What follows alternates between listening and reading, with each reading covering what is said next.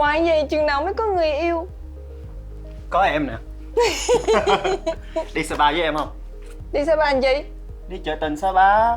Mai thứ sáu, ngày mai Sapa có chợ tình thứ bảy. Kiếm người yêu á hả? Kiếm người yêu. Thì sao, đi không? Sapa đi rồi. Nhưng mà bây giờ đi chợ tình. Đi chợ tình hả? Biến quá. À, biến đúng không? Ừ. Ok. Bây giờ em có cái chuyện này rất là đơn giản. Chỉ cần quẹt trái hoặc quẹt phải là có ngay chợ tình online.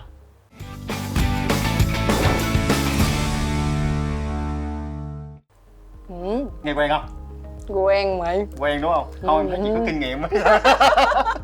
Em nói nè, chị nghĩ sao về cái việc là mình dùng app hẹn hò? Thiệt ra thì app hẹn hò Ừ. nó là một cái công cụ thôi. Thay vì mình đi quán bar, mình đi ra ngoài chơi, mình đi đến những cái đám đông mà mình có thể gặp gỡ được mọi người, thì bây giờ mình không phải đi. Mình chỉ việc ngồi mình xem tất cả những cái profile của người ta trên cái app đó. Rồi mình có thể kết nối với người ta, thì chị nghĩ cũng tiện mà. Giống như đi siêu thị vậy hả? Đúng không? Ha, tính ra cũng giống. Không nha, em thấy hiện tại bây giờ rất là nhiều đồng nghiệp của em và những bạn trẻ trẻ, thậm chí những người hơi có tuổi, người ta cũng xài những cái app hẹn hò. Và những app nó rất là hot. Thì có phải là do hiện tại bây giờ cái đời sống của mình nó bận rộn quá, thì người ta lại không có thời gian, thì người ta mới tận dụng những cái này không? Chị nghĩ không có thời gian chỉ là một phần thôi, nhưng mà đó là cái sự tiến hóa của con người mình đi với cái thời buổi công nghệ. Bởi vì tất cả mọi thứ xung quanh mình nó đang dần dần công nghệ hóa hết rồi. Tất cả mọi thứ bây giờ mình đều có thể ngồi ở nhà và chỉ việc quẹt kiểu gì cũng theo cái app đó, nó cũng là một dạng quẹt. Và nó sẽ mang đến những cái dịch vụ mà mình cần. Thì mục tiêu của nó là giúp cho sự tiện lợi của cuộc sống của mình được ngày càng nâng cao lên thôi. Thế này, có một cái bộ phim trên Netflix mà em quên, không biết chị là sành Netflix nè, chị có nhớ bộ phim đó không? Bộ phim liên quan tới cái vấn đề là một cái anh này rất là đẹp trai trên Netflix. Thì đây là Netflix dựng là bộ phim có thật thôi, mà bộ phim tài liệu. Anh này rất là đẹp trai và lừa tiền của những cái cô gái trẻ, những người là thành đạt, có tiền. Và những cô gái này sẵn sàng thông qua cái app hẹn hò đúng không? Đúng rồi. Chị biết rồi. Chị biết rồi đúng. Ok. Chị nhìn nhận sao về cái góc độ này? Thật ra là em thì chị có nghĩ em còn trẻ không? Còn trẻ mà. Em thấy em già lắm. Bởi vì em có một cái định kiến là những người xài app đó là chỉ liên quan tới vấn đề tình dục để thôi. Giải quyết nhu cầu đủ hả? Rồi cái bị lừa. Thật ra thì chị nghĩ là cái bộ phim đó nó là một cái ca khá là đặc biệt. Và mỗi một người sẽ có một cái cách nhìn hoặc là một cái cảm nhận khác nhau về cái bộ phim đó. Nhưng mà phải công nhận là cái anh chàng đó rất là thông minh. Quá thông minh. Và bởi vì nó không chỉ đơn giản là cái chuyện là ảnh nói người ta đưa tiền cho mình đâu, mà là ảnh đã lên một cái kế hoạch rất là rõ ràng, đầy đủ sức để mà kích về mặt tâm lý, để kích cái người kia hành động theo ý của ảnh. Vì ảnh dàn dựng hết tất cả mọi thứ hết rồi. Ảnh dùng đúng cái bài đó, ảnh đi hết người này qua người khác. Nhưng mà rõ ràng là ảnh kích đến cái đoạn mà kể cả liên quan đến sống chết của ảnh thì người ta nhiều người sẽ không còn đủ cái lý trí để họ suy nghĩ quá sâu. Nhưng mà cái việc mà ảnh lên cái app hẹn hò để ảnh kết nối với mọi người, nó chỉ là bước đầu mà thôi. Còn cái đoạn mà liên hệ được với nhau rồi á, nhắn được với nhau rồi, nói chuyện được với nhau rồi, thì từ đó trở đi nó trở thành một cái kịch bản đã dàn dựng sẵn. Chị nghĩ rằng những cái người mà bị lừa thì một mặt nào đó họ đã rất là cả tin vào những cái hình ảnh mà ảnh dựng lên. Từ những cái hình ảnh mà mặc đồ hiệu, xài hàng hiệu, chứng tỏ là mình có rất là nhiều tiền chẳng hạn. Và việc là mời các cô này đến những cái nhà hàng sang trọng ở những cái khách sạn 5 sao và đưa họ đi trên những cái chuyến bay riêng biệt. Nhưng mà em tức một cái chỗ đó là Vì đây là những câu chuyện có thật. Là những cái cô gái này họ cũng rất là thành công. Họ cũng có một cái trình độ nhất định. Đúng rồi. Có một kiến thức nhất định. Nhưng tại sao lại bị dụ như vậy thì em thấy rất là lo lắng cho những bạn trẻ hiện tại bây giờ, khi họ chưa có quá nhiều kiến thức. Nhưng mà họ lên đó họ kiếm chỉ vì những cái nhu cầu cơ bản thôi. Chị nghĩ những cái cách mà anh này làm như chị nói, đó là một cái kịch bản đã được chuẩn bị khá là công phu và bài bản. Nó không bỏ sót bất cứ một cái điểm nào để mà một cái người có thể tin tưởng hết á. Và khi người ta tin rồi thì những cái phần còn lại nó dễ lắm. Các cô này là sẵn sàng đi mượn tiền để có thể mang đến cho anh này, bởi vì họ tin rằng là nếu như không có tiền của họ thì anh này sẽ bị chết, bị giết chết.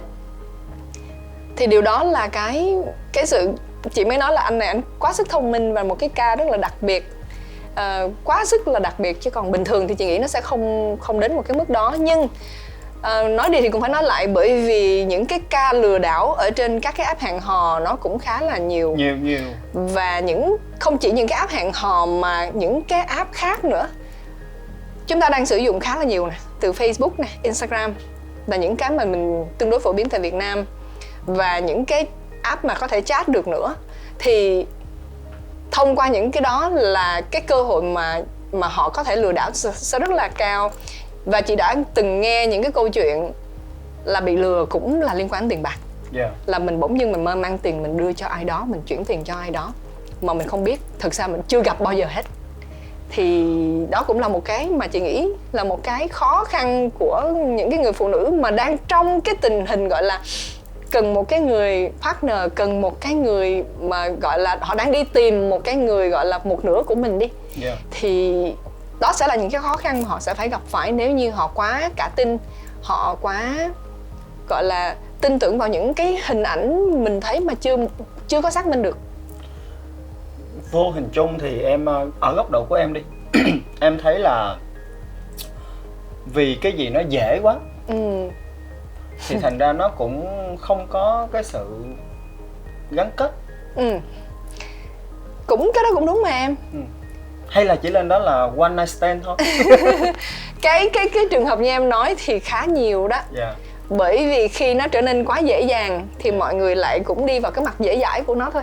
Mọi người sẽ không có chú trọng đến cái việc kết nối giữa con người với con người và tìm hiểu kỹ xem người đó như thế nào, tính cách của họ ra sao và gặp mặt như thế nào. Chỉ biết có những cái người mà họ suốt đời họ chỉ nhắn thôi, nhắn tin ở trên app thôi. Nội dung thì chị không biết ha, nhưng mà họ chỉ thích nhắn thôi và họ không bao giờ thích gặp mặt cả. Và có những cái người thì họ gặp mặt nhưng cũng chỉ để đạt được một mục đích dễ dãi của cái chuyện liên lạc thông qua cái app đó mà thôi. Và cái số lượng người mà thực sự đi đến những cái mối quan hệ mà nghiêm túc hoàn toàn có nha, chứ không phải không. Nhưng cái tỷ lệ nó cũng không cao lắm.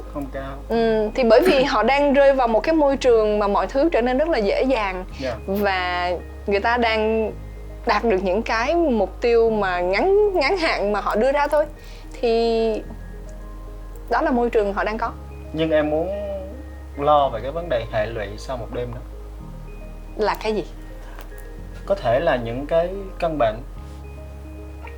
Bởi vì đâu phải là một đêm với một người, bởi vì quá dễ dàng. Cũng có thể là những cái tai nạn mà mình không mong muốn. Có thể cúp bóc. Đúng không? Vậy thì ở một góc độ nào đó em dùng từ chơi đi, mình chơi cái app này làm thế nào để cho bản thân mình được an toàn? Good question ha. Có lẽ khi chúng ta tham gia vào một cái app đó thì hình như nha, chị thấy có vẻ như là hình như á, là chúng ta đang có sẵn một cái mặc định á, là những người khác họ đều giống mình á.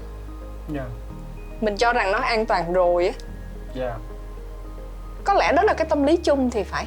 Và mình cũng đang nghĩ là thì mình cũng là một trong những cái người đến với cái app này mà thôi, thì những người kia cũng có lẽ là giống như mình thôi. Nhưng mà cái câu hỏi của Cường thì chị thấy rõ ràng là không phải lúc nào nó cũng như thế, nên mình vẫn phải cẩn trọng thôi. Và nếu như hẹn hò mà họ chấp nhận ra gặp mặt mình thì nên hẹn ở một cái nơi đông người. Có chuyện gì thì còn la lên được. Dạ.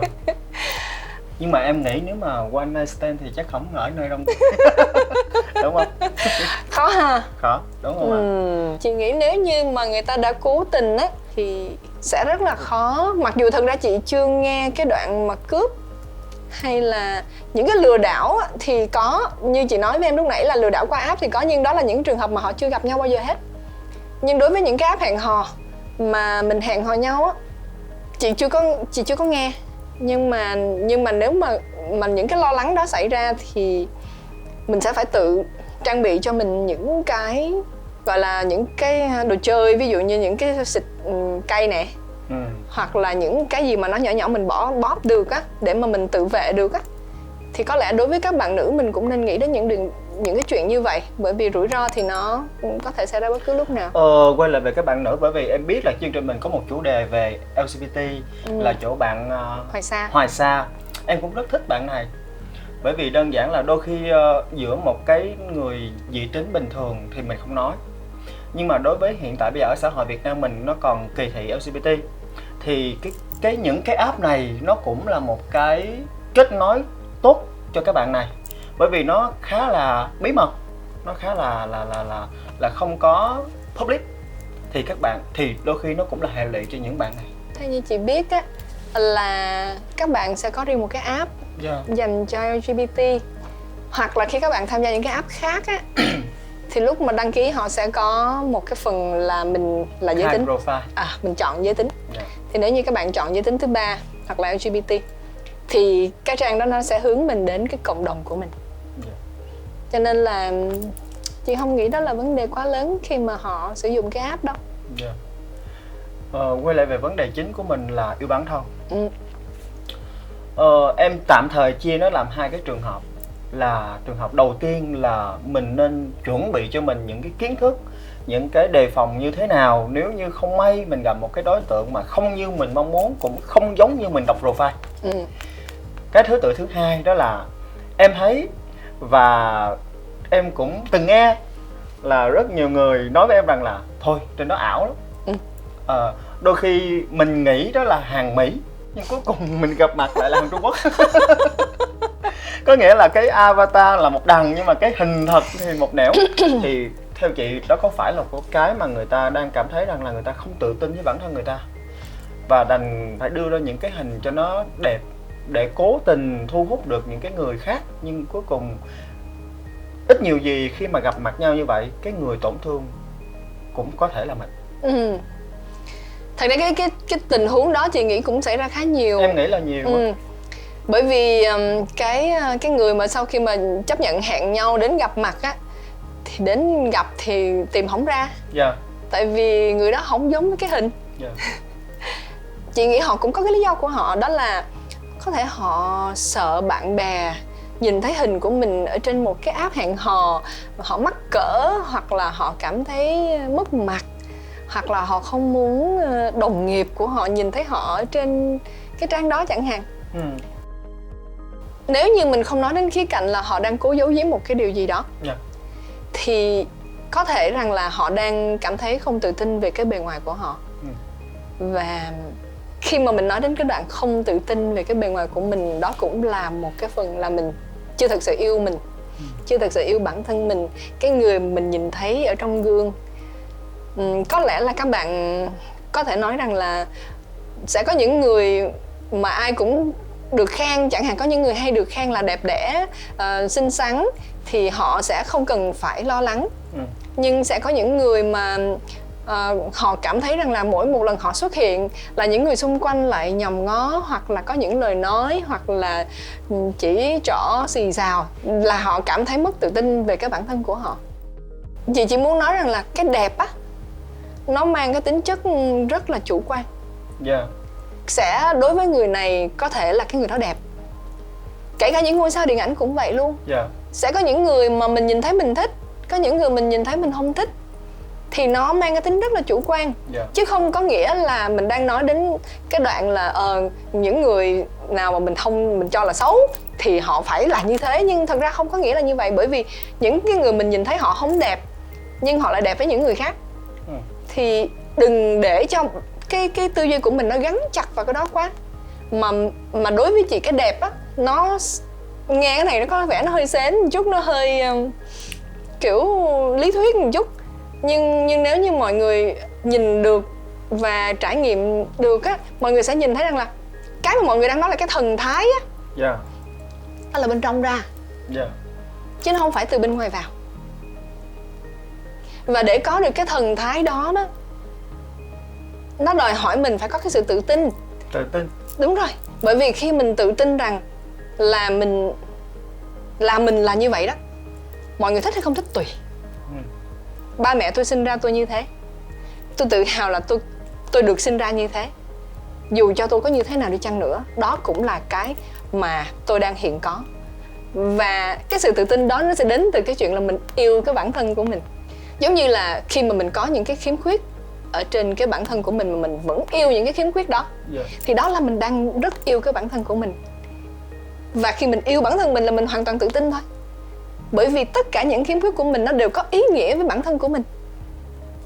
Sẽ có một số điều nó làm cho mình tự hào về nó, thì đó chính là cái sự tự tin mà mình xây dựng từ bên trong ra. Và đó chính là cái để đi được đến cái thần thái. Nó đi từng cái bước như thế. Cho nên nên là em đang suy nghĩ ở chỗ này là có phải là vì mình luôn hướng về đối phương, hướng về cái người xung quanh họ nhìn nhận mình như thế nào. Đúng rồi. Đúng không? Chúng ta đang sống dựa trên cái thước đo của người khác, chứ không phải thước đo của mình. Và nếu mình sống vì cái thước đo của người khác thì sẽ không bao giờ vừa lòng ai hết. Bởi vì mỗi một người sẽ có một cái thước đo khác nhau. Mình cũng có thước đo riêng của mình mà. Bản thân em cũng vậy nha. Sẽ có đôi lúc thì có lúc là em mặc bộ đồ này, em không có quan tâm tới cái cảm xúc của em đầu tiên, mà là em quan tâm tới cảm xúc là không biết đi vô công ty thì người ta thấy nó có đẹp không ta.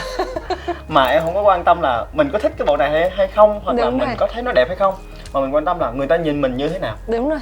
Thì đó cũng là một cái khía cạnh mà làm cho cái việc đó là gì, khi mình sử dụng cái app này đó, em thấy là nó cũng, nếu nó thật sự lành mạnh đó, thì mọi thứ nó nên thật như ở ngoài đời, thì người ta mới có người ta không gọi là cái mạng xã hội ảo quá. Đó là như vậy. Bởi vì đôi khi gặp nhau mà không có giống như cam kết ban đầu mình thì là cũng hơi thất vọng chứ. Đúng.